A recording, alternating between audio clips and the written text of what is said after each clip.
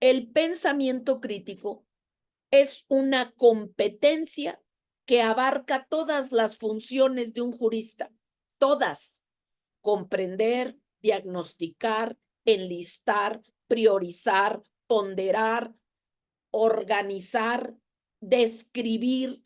El pensamiento crítico es la base de mi mirada.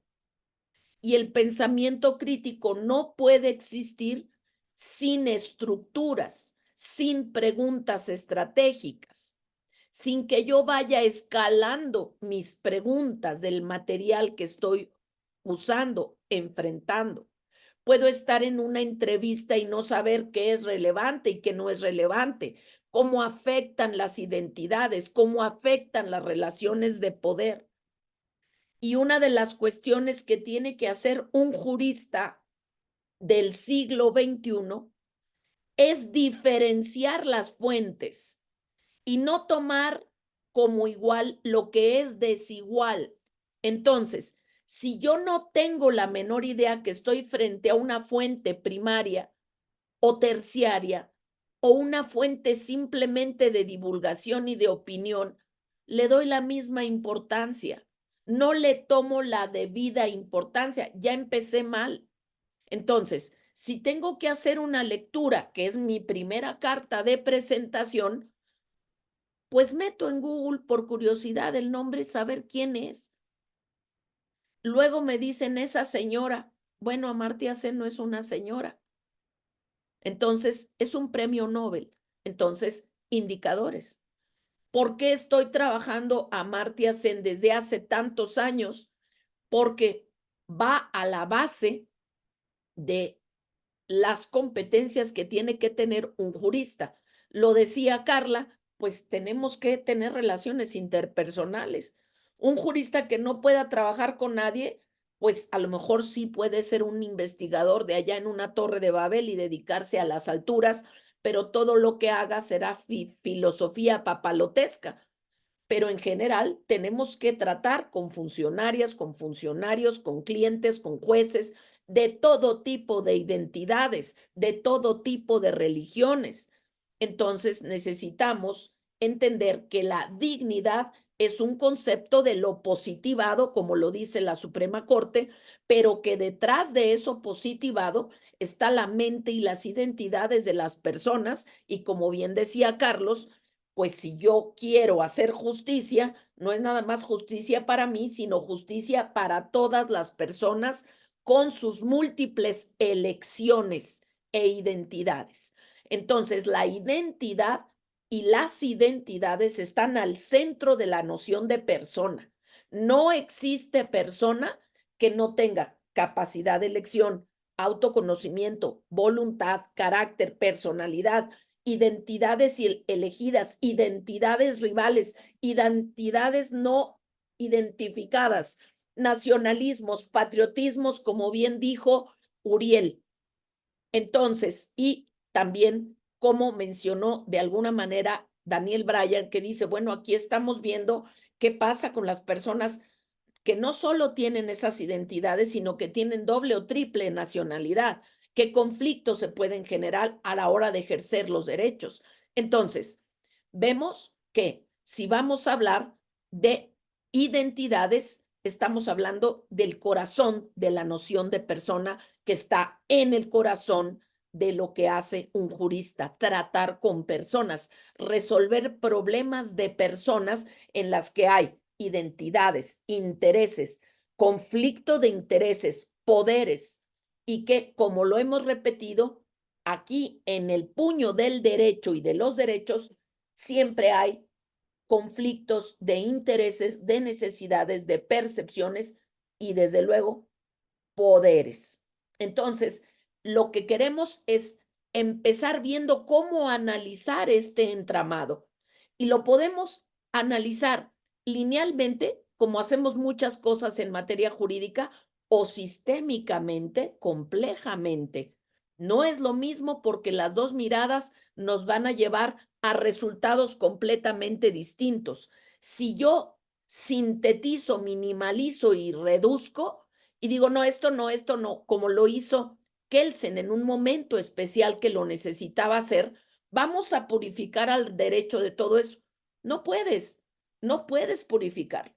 ¿Por qué? Porque el derecho está en un marco de poderes, de conflictos, de necesidades y de percepciones y de autopercepciones. ¿Cómo te percibes? ¿Qué rechazas con esas percepciones? Entonces, vamos a compartir la pantalla porque sí necesitamos que tengan estos indicadores tan claros como el agua. Aquí dice indicadores de una fuente confiable y hay un semáforo. Dice en rojo extremo, muy escépticos frente a la fuente. Y hacia la extrema derecha, casi nada escépticos respecto a la fuente. Tengo un material, tengo un video, tengo un audio, tengo un texto. ¿Dónde lo voy a colocar para saber cuánto interés ponerle? Aquí dice, los blogs personales, sitios personales en los que no sabemos el origen, no sabemos quién las hizo. Bueno, pues no los voy a citar en una clase. No voy a participar con esas opiniones en un foro de conocimiento profesional porque me voy a caer del pedestal y no voy a respetar mi UNAM y la integridad académica que te compromete a evaluar tu fuente, a saber qué te estás metiendo en la garnacha. ¿Te estás comiendo la salmonela por ignorancia? Entonces, muy escépticos frente a estas fuentes. Y luego ya te va diciendo, aquí dice noticias de la prensa, el radio, etcétera. Bueno, pues ya empezamos a entrar en una fuente un poquito más confiable, ya estamos en a naranja amarillo.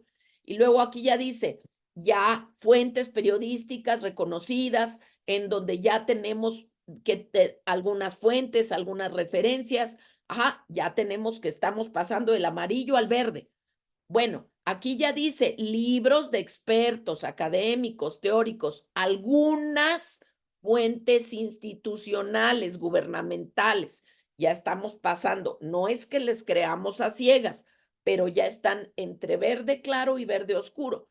Pero acá tenemos revistas periódicas revisadas por pares, libros de expertos como Amartya Sen. Entonces, el primer argumento para recomendar esta lectura es que es una fuente primaria de un premio Nobel internacional hindú, que India tiene una serie de características parecidas a nuestro sistema político mexicano, en donde influye la religión, las castas, la gran desigualdad. Entonces, primer argumento con indicadores. Aquí está, hagan la captura de pantalla, por favor, porque no podemos estar opinando alegremente. Sistema político no es para venir a contar anécdotas, es para entrenar el pensamiento sistémico. Para eso es esta materia, para que yo diga, híjole, a lo mejor no me sé todas las leyes fundamentales de México, pero sí sé analizar una fuente y puedo ver lo jurídico, lo político, lo ético. Ah, sí me sirvió porque me va a servir no solo para todas las materias, sino para mi vida personal. Bien, entonces, primer indicador, ¿dónde ubicas la fuente? ¿Por qué es una fuente primaria? Si tú no sabes distinguir entre la garnacha llena de salmonela y un bocadito de salmón, de caviar, pues entonces te vas a enfermar y no estás desarrollando pensamiento crítico. Muy bien, tenemos muchas clasificaciones de indicadores, muchísimas clasificaciones, pero al menos esos indicadores nos permiten tener un primer closet, un primer organizador mental, epistémico. Hay veces que un indicador puede ser de varios tipos, puede ser estructural, de proceso y de resultados. Sí, pero con esto se va a evaluar tu aprovechamiento en este seminario, en el aula jurídica virtual. ¿Cuántos indicadores estructurales vemos en cada sesión? ¿Y qué es eso? Ah, bueno, pues estructurales podrían ser cuántas diapositivas, cuántas nociones, cuántas fuentes se vieron, ¿Cuántas preguntas se plantearon y o se respondieron? ¿Cuántas teorías? ¿Qué modelos? ¿Qué es un modelo? Como el que acabamos de ver hace un momento, ese es un modelo. Hay modelos gráficos, modelos formales como el de Einstein, E es igual a mc al cuadrado.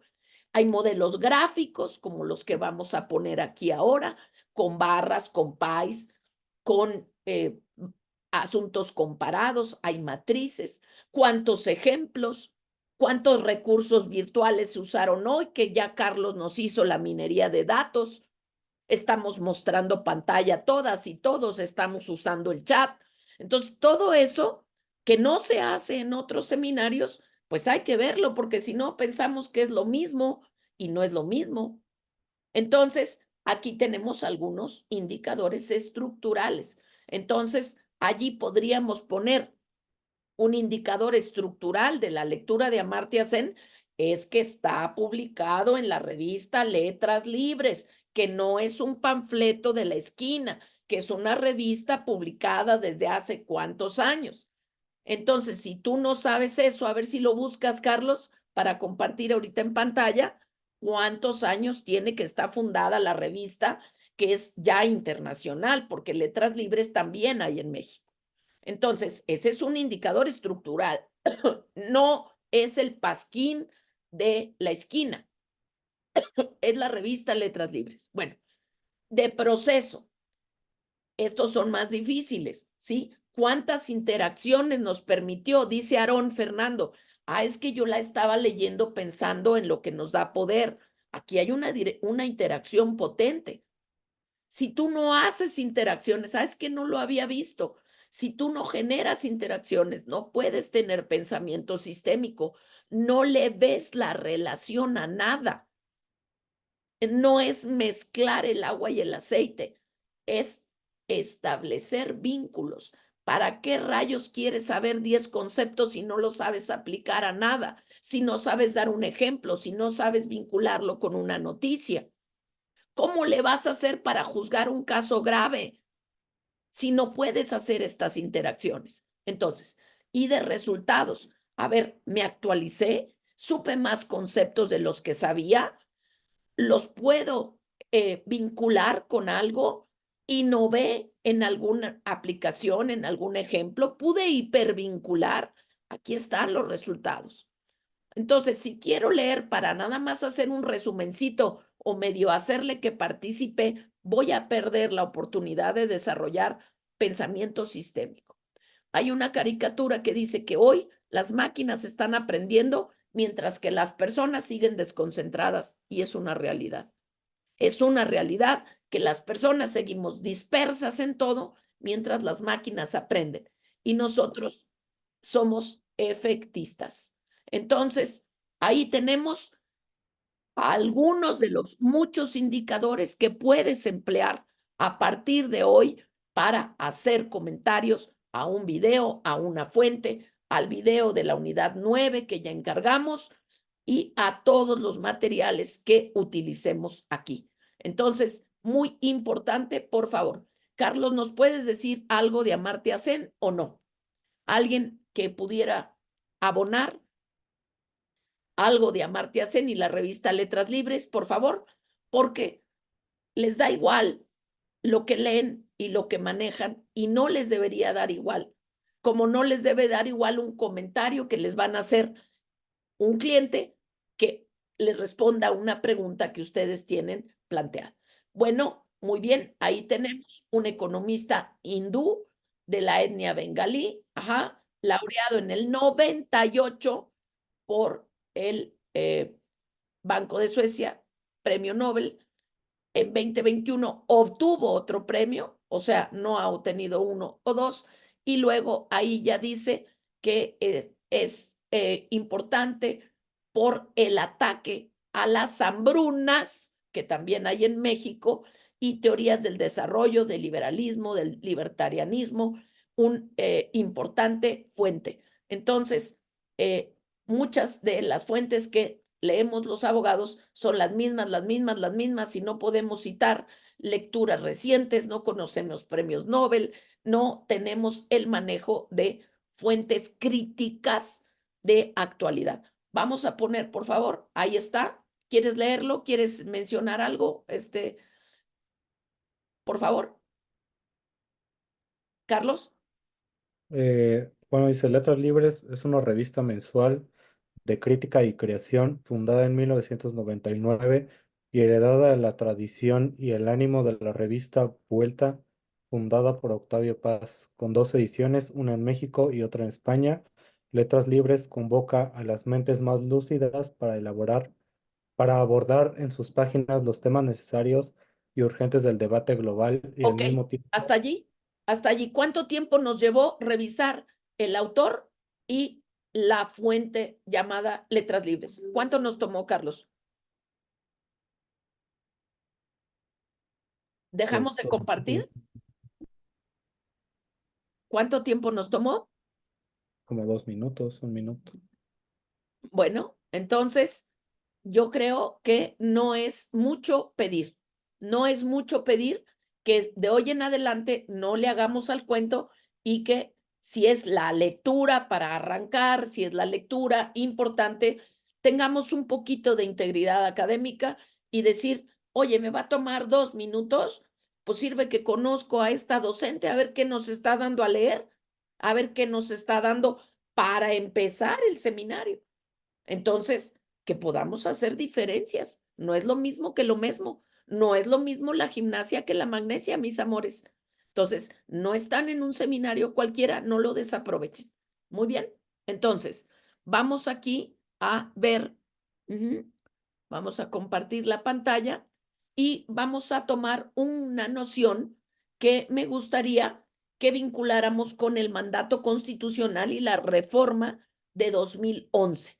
Esta reforma nos dice que hay que combatir dos cosas, la discriminación y la violencia. Entonces, pues eso es lo que sucede con Amartya Sen, que nos dice que somos agresivos y violentos, por eso era otra cosa que teníamos que tener distinguida hoy, frente a lo diverso. Somos muy dados a querer encontrar un espejo enfrente para respetarle. Y el mandato constitucional nos dice no discriminación y no violencia. No importa si es rojo, verde, amarillo o alto, mediano, tenemos que respetar esa alteridad, siempre y cuando no haga daño a los demás, a las demás. Y para eso hay que erradicar los sesgos cognitivos. Los sesgos cognitivos y la irracionalidad o la falta de sentido. Entonces, fíjense aquí todo lo que hay. Nos dice, hay errores en la argumentación, hay falacias lógicas que están muy bien estructuraditas, pero llegan a consecuencias y a resultados falsos. Y hay errores cognitivos porque la percepción nos nubla la mente. Y entonces vemos algo diferente y ya decimos, ay, qué raro o qué mal, ¿no? Weird, dicen los gringos.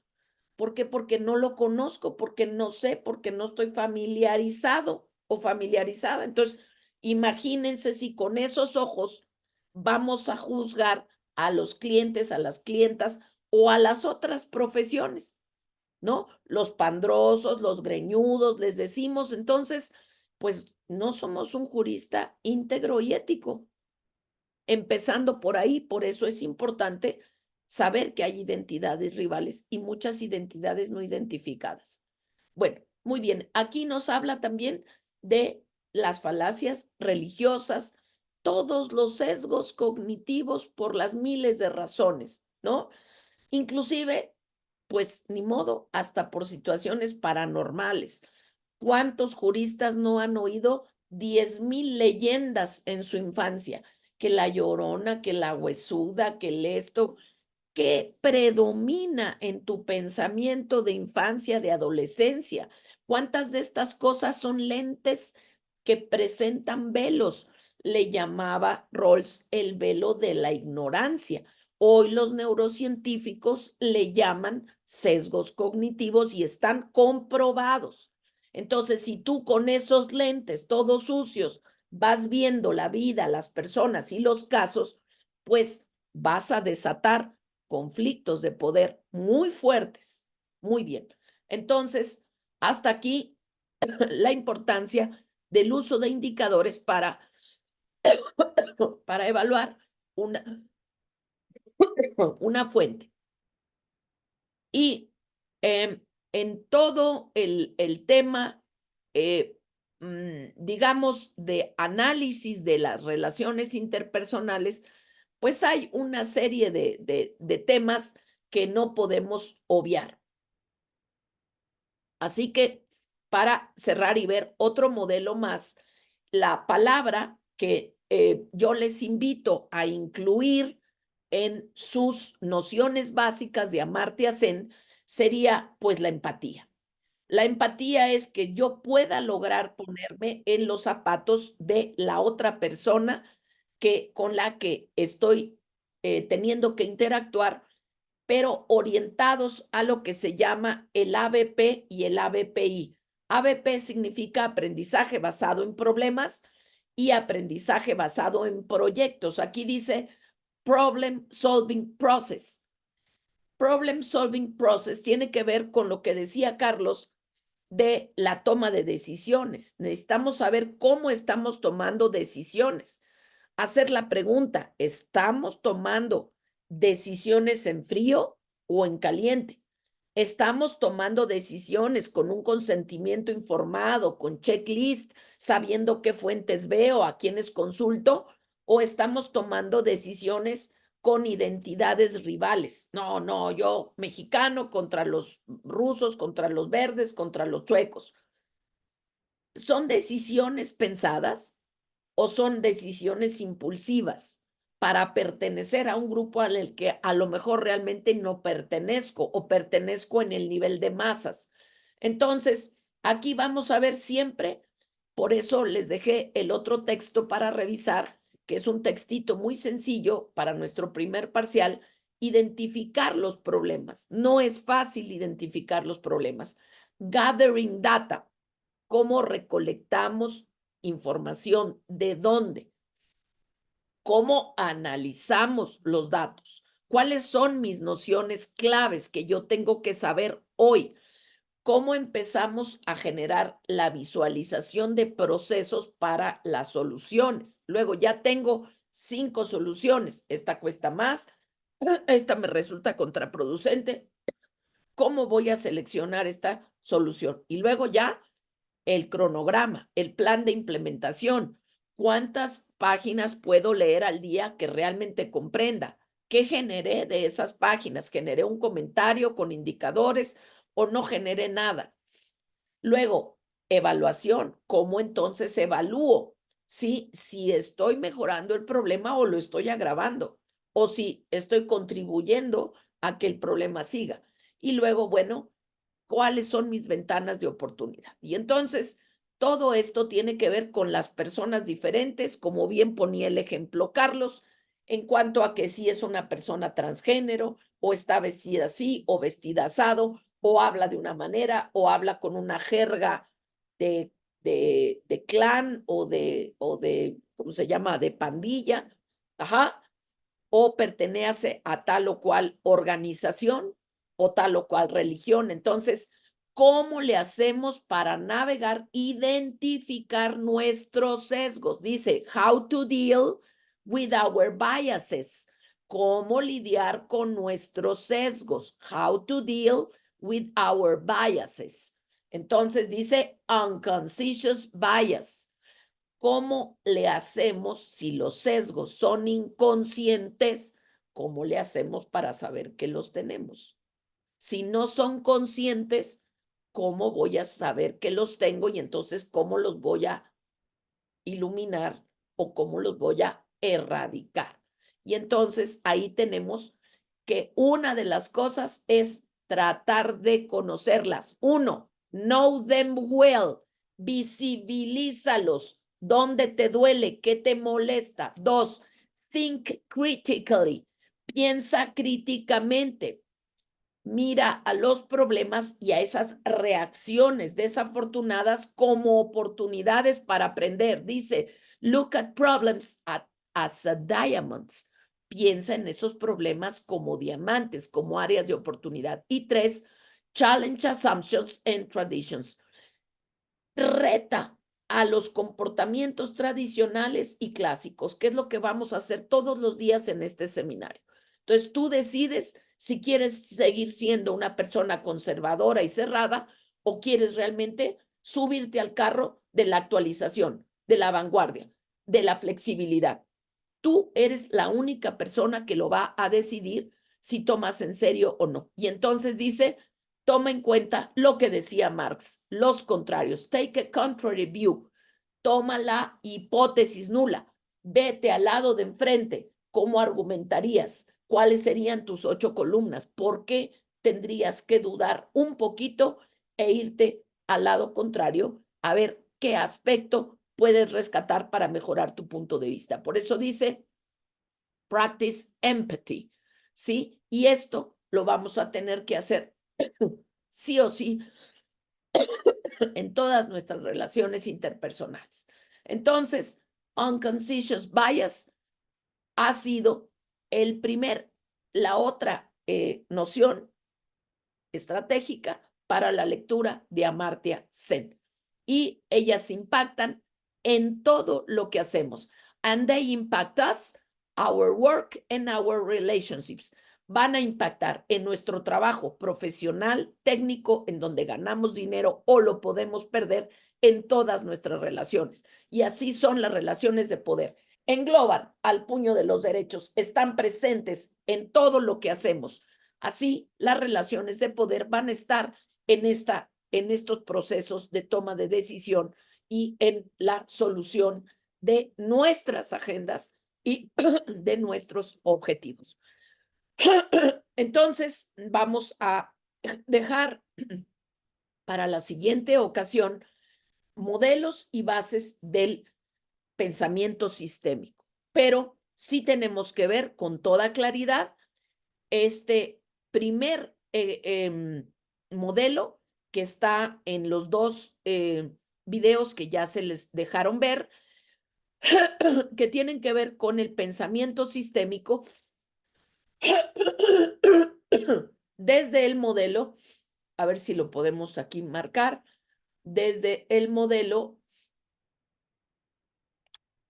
sistémico de derechos, deberes y libertades fundamentales que está mandatado claramente desde la reforma constitucional de 2011. A ver si lo voy a poner aquí, déjenme ver.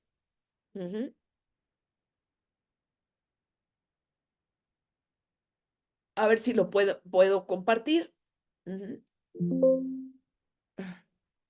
Carlos, no sé si tú lo tengas por ahí en el modelo de deberes, derechos, donde está la universalidad.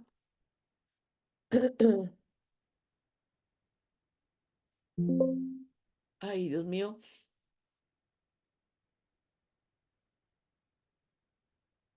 No me lo quiere proyectar, pero a ver si localizamos en la parte de los videos el modelito para ir pensando cuando hablamos de sistema político mexicano, cuál es el acercamiento que vamos a tener a la política y en qué espacio geográfico vamos a ubicar esto llamado México, que es una noción jurídica, que es una noción cultural, es una noción sociológica y es una noción cultural. La identidad mexicana, las identidades mexicanas serán parte de una perspectiva mucho más sistémica y mucho más amplia.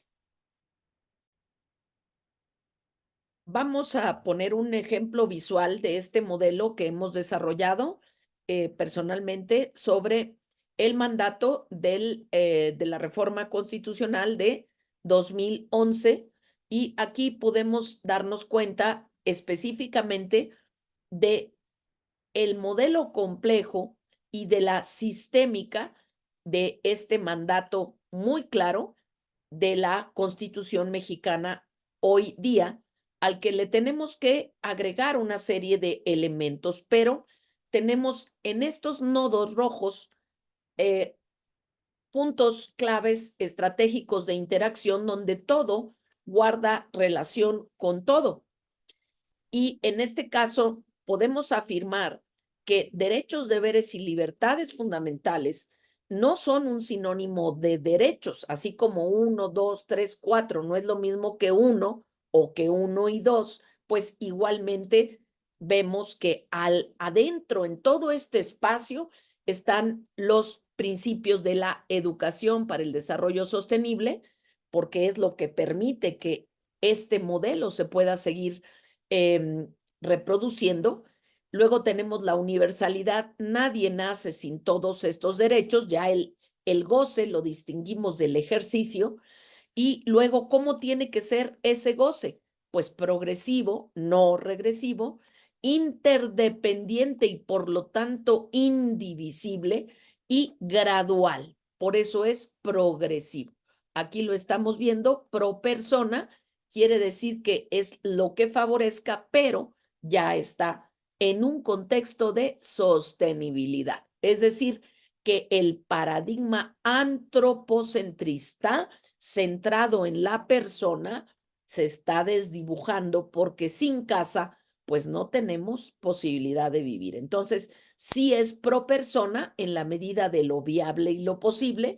Si yo no puedo exigir caviar, si no existe, no puedo existir, no puedo definir una exigencia sin un contexto de viabilidad. Y luego, los polos amarillos, por eso digo que la EDS están aquí, democracia deliberativa, tiene que ver con que la ciudadanía en su conjunto delibere, se informe, tenga oportunidad de tener conocimiento y ejercer su derecho a saber.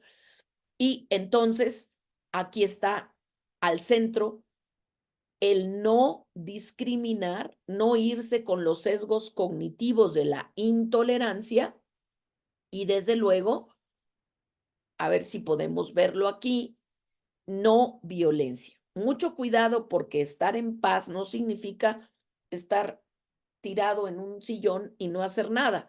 Hay un concepto de paz positiva y un concepto de paz negativa. Un concepto de calma inerte que no hace nada y un concepto de calma para concentrarse, para decidir, para resolver. Entonces, aquí tenemos el nodo de no discriminación, el nodo de la no violencia y los precondicionantes implícitos en la educación para el desarrollo sostenible. Todo esto en una erradicación de falsas dicotomías, o lo individual o lo colectivo. No es posible seguir en estas dicotomías. Está lo individual para ser yo con otros, necesita haber un yo con dignidad, respetado, que le permita intervenir en distintos contextos sociales. Los derechos económicos, sociales y culturales implican esta dimensión colectiva o comunitaria. Y todo esto en un Estado social y democrático que implica controles, porque el poder siempre va a tender al abuso. Cualquier poder, el estético, el físico, el social, va a tender al avasallamiento. Y entonces, ese antiguo concepto de 50% más uno y yo decido porque sí, ese concepto va a ir quedando desplazado con la democracia deliberativa. Es cómo se forma ese 50% más uno. ¿Con qué tipo y calidad de información, de situación, de pertenencia, de efectividad o manipulación de los programas sociales?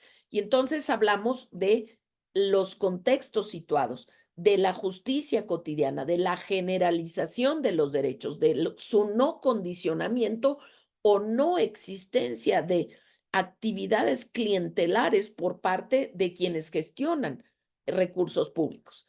Y por eso tenemos todo el modelo de gobierno abierto que tiene que ver con tres elementos. Tres elementos. La participación y la deliberación de toda persona de la ciudadanía, el que los gestores de fondos públicos rindan cuentas y la transparencia de toditito lo que tiene que ver con el bien público. No solo cómo se gestionan las finanzas, cuánto se gasta, en qué se gasta, cómo se decidió ese gasto, sino cómo fluye la información. ¿Por qué la información solo fluye a partir de los funcionarios y lo que se llegan a enterar solo se riega en pequeñas redes que no comprenden todo el espectro social? Entonces, todo esto implica la transparencia, que toda actividad pública se pueda conocer de manera gratuita, accesible, completa, integral y no encriptada, sin barreras. Transparencia es mucho más que rendición de cuentas y para ello son necesarios los derechos personalísimos que hacen efectiva la personalidad, la persona y la dignidad, la toma de decisiones. Entonces, este es un ejemplo muy claro de un análisis sistémico en donde no podemos dejar de lado una de las elementos o de los nodos, ni de dejar de actuar colaborativamente. Hay una serie de cuestiones que tendremos que analizar con los modelos del pensamiento sistémico, qué es exactamente este pensamiento sistémico y a continuación los vamos a mostrar. Siempre vamos a encontrar numerosas definiciones, numerosas formas de mirar un modelo, un observable, y para hablar de pensamiento sistémico, necesitamos ir un pasito atrás, un punto atrás en cuanto a la forma en cómo percibimos nuestro entorno. Y para tener una primera aproximación, diremos que pensar en forma de iceberg, tomar un iceberg como modelo analógico de algo que ya conocemos, podemos presentar una primera escala de profundidad en cuanto a la forma en cómo percibimos ese mundo. Tomando en cuenta esta página de Sanders Consulting con esta metáfora que se ha venido usando mucho desde el esquema de Bronfenbrenner, con estos círculos concéntricos donde hay una serie de dimensiones que se correlacionan, como lo que acabamos de explicar en el modelo sistémico de derechos, deberes y libertades fundamentales.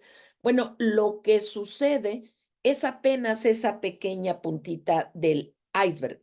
What happened, lo que sucede. Los mismos hechos para diferentes personas pueden significar cosas distintas. Y entonces, ante lo que aparentemente percibimos, reaccionamos.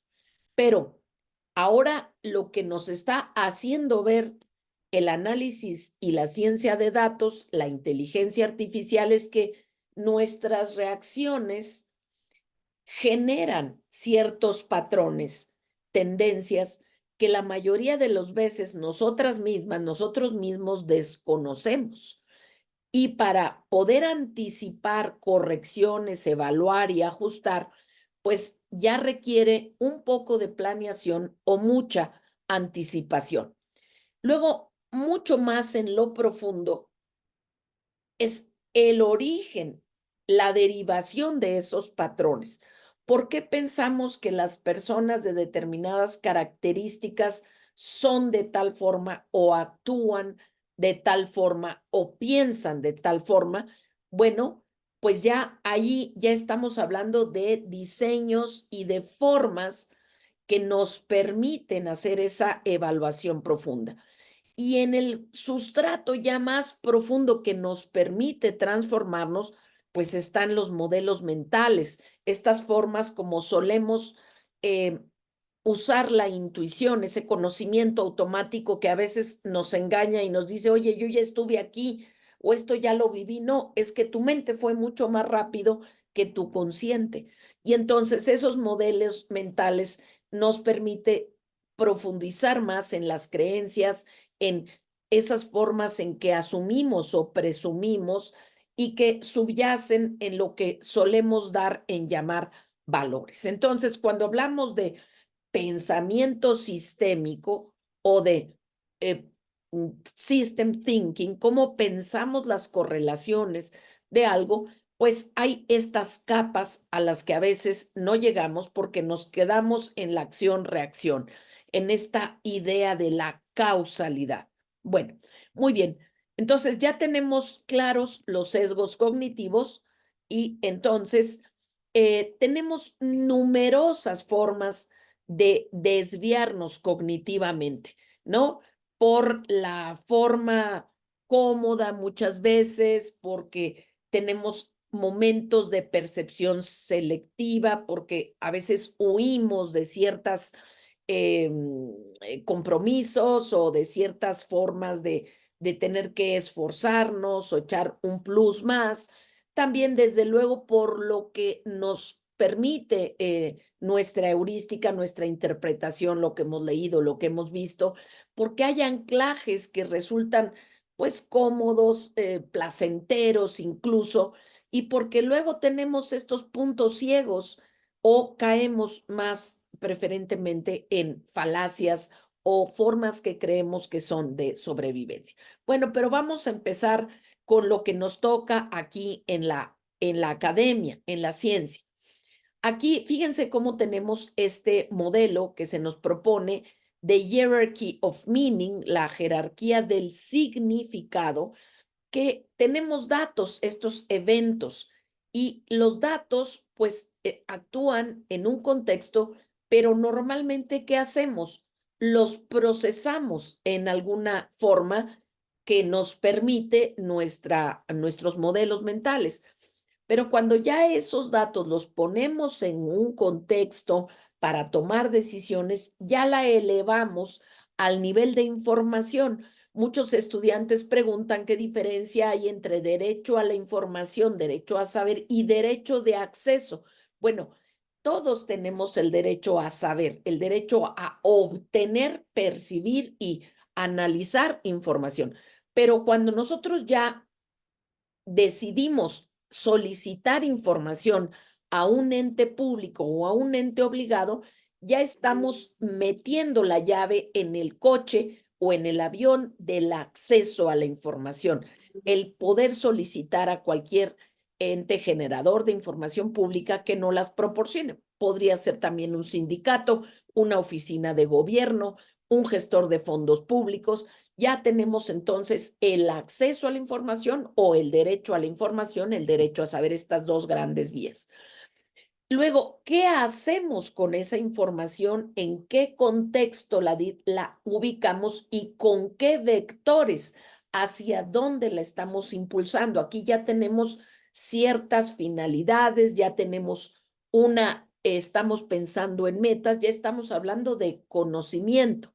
Y ya podría ser más que conocimiento, saberes, porque creer, saber y conocer son distintas competencias, distintas habilidades. Y bueno, cuando ya todo esto le dotamos de propósito, de metas, de calendario, ya tenemos una sabiduría hipervinculante. Entonces, estos niveles de significado los podemos comprender aquí. Bueno, y entonces aplicando esto a lo que llamamos los indicadores para poder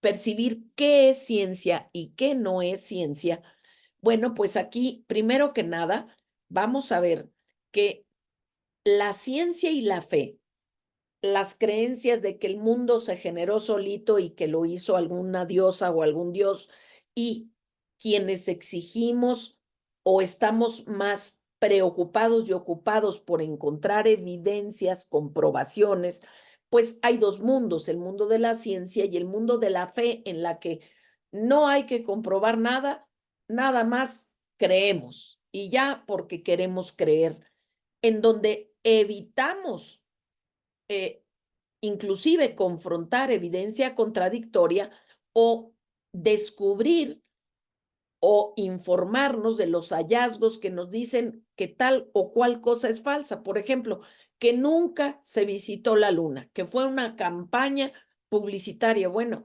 están los testimonios de las personas que fueron, que vinieron. No les creo. Bueno, aquí está la nave, aquí están las fotos, aquí están los videos. No les creo. Ah, bueno, pues eso ya definitivamente tiene otro nivel. Ya no hay manera de conversar con quien no quiere ver, con quien no quiere enterarse, con quien no quiere, digamos, descubrir o profundizar en el saber. Entonces, tienes una idea y no se relaciona con las evidencias, ni se quiere probar, ni hay duda ninguna, no hay pensamiento crítico. Entonces, yo creo en Dios. ¿Por qué? Porque quiero creer, porque decido creer y tan tan. Bueno, la ciencia tiene que ver con entender mejor el mundo y la forma como percibimos nuestro entorno. Y eso tiene que ver con la revolución de los lenguajes, de las evidencias, de cómo las teorías que explican el mundo pueden contribuir a mejorar nuestra relación con ese mundo. Y entonces aquí, bueno, cómo vamos argumentando y soportando, y entonces ver cuáles ideas vamos descartando porque están menos fundamentadas, menos robustas, menos rigurosas, menos transparentes y sistemáticas, y las vamos desechando. Esto no me suena. Esto de aplicar la cuántica a los ángeles y a los arcángeles, pues es un argumento ciertamente creativo y ciertamente que tal vez algunas queden una franja por ahí de lo desconocido, pero no hay nada como comprobar si nuestras acciones son favorables a una buena relación interpersonal y personal o no lo es. Bueno, acá entonces vamos viendo una guía que elabora este Compound Interest en 2015 que dice, vamos a identificar algunos puntos para que no caigamos en las fake news, en la ciencia mala o en la ciencia que en realidad es pseudociencia. Entonces aquí tenemos estudios que no, aquí en el 7, estudios que no tienen muestras representativas. Por ejemplo, yo digo que estudiar derecho es la mejor carrera del mundo para todo mundo y mi muestra son 5 amigos abogados de mi generación. Pues es una muestra que no tiene la mayor representatividad porque son solo mis amigos y pues que están queriendo apoyar lo que yo digo sin mayor cuestión. Cuestiones amarillistas, sensacionalistas. Los niños en el mundo están desprotegidos, sin decir cuáles, quiénes, dónde, no tener un parámetro de comparación.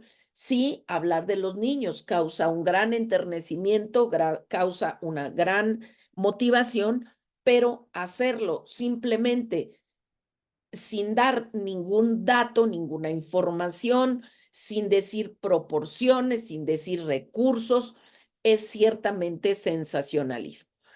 Aquí abajo, bueno, resultados que se malinterpretan. Yo tengo que hay 1000 niños en situación de trata en la Ciudad de México. Y entonces de ahí ya quiero malinterpretar y decir que tiene que haber un registro de padres porque muchos de los padres y madres generan violencia. Bueno, ahí ya tenemos una forma de malinterpretar resultados.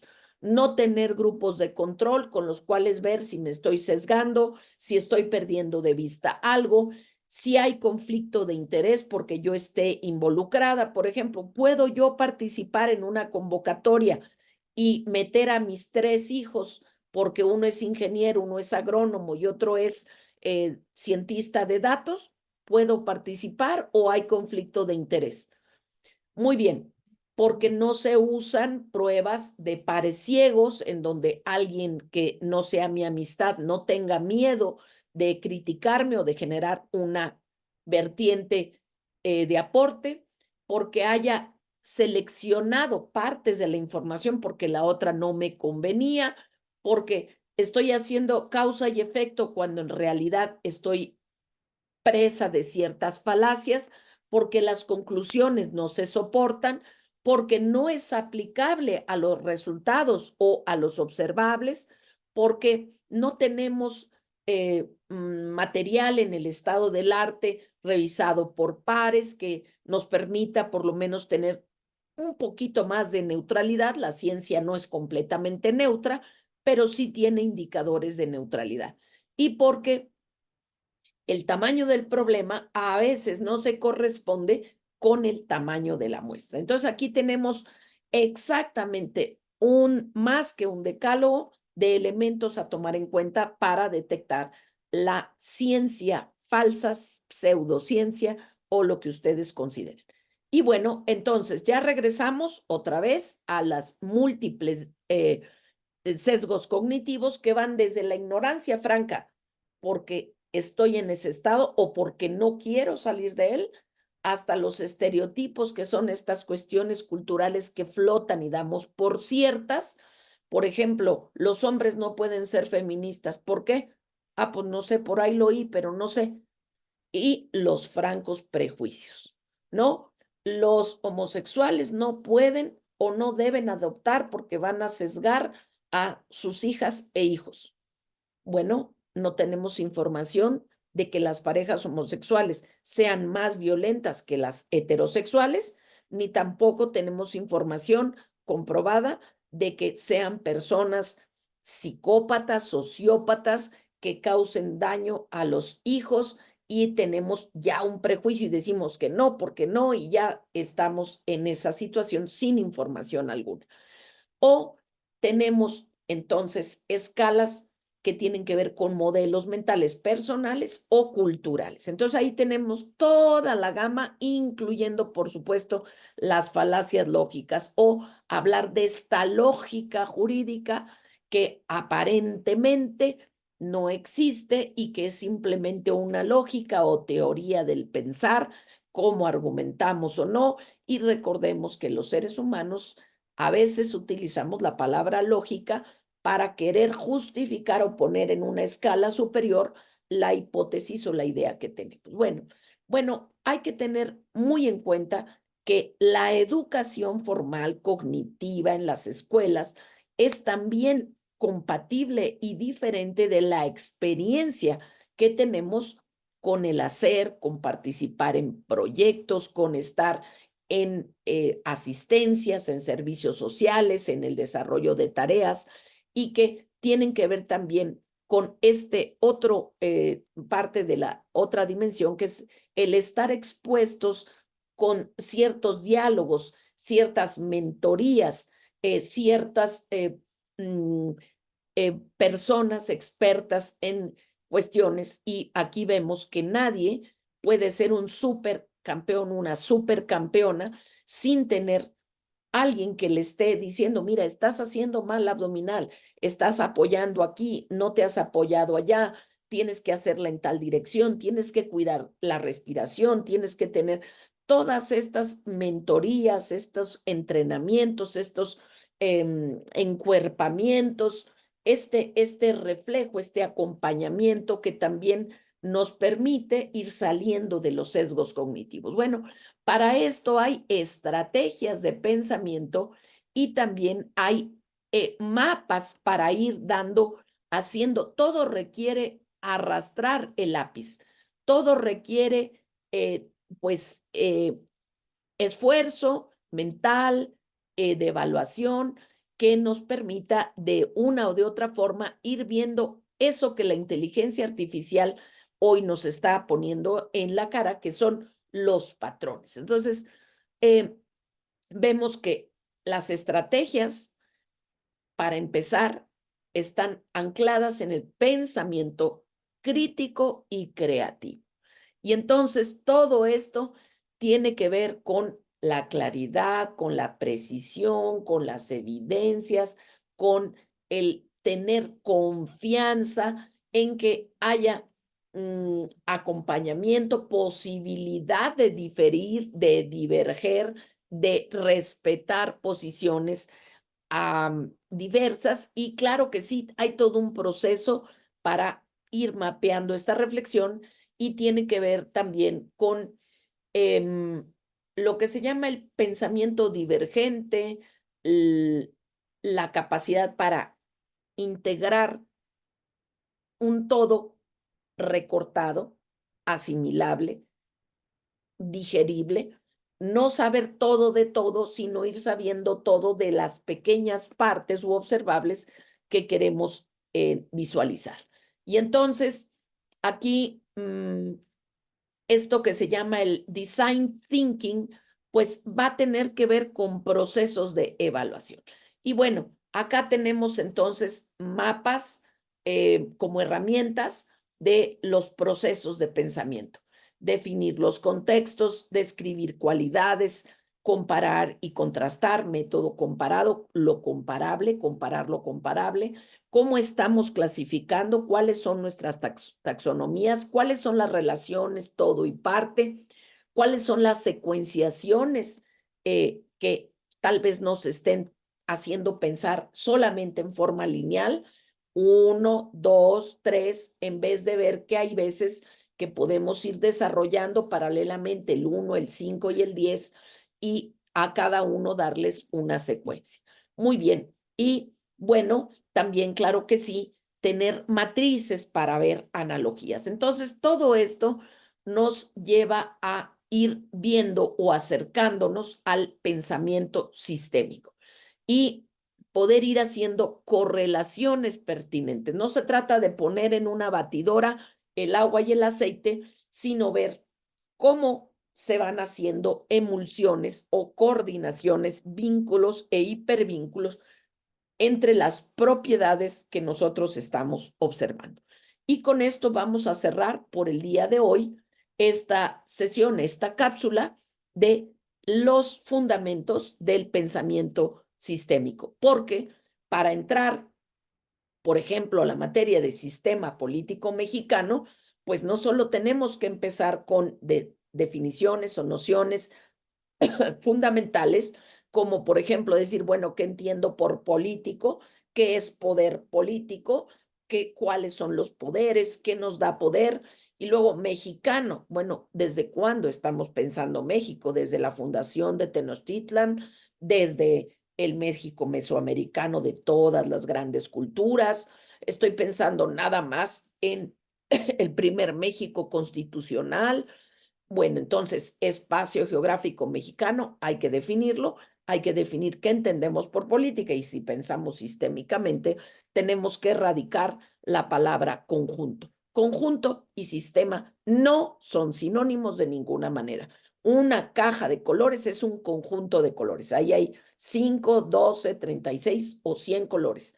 Y otra cosa es la pintura. Tener una pintura como los grandes murales que tenemos en nuestros monumentos históricos o la pintura que más te guste y que mejor conozcas.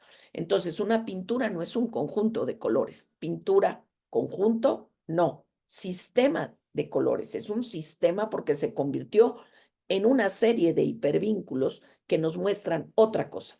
Conjunto es suma de partes. Entonces, universos, dimensiones, conjuntos y sistemas no son lo mismo. Nos quedaremos con esta reflexión, tener una perspectiva sistémica del derecho, de la política, de la salud, del ambiente, es lo de hoy, es lo del siglo XXI y es lo que necesitamos trabajar con pensamiento crítico.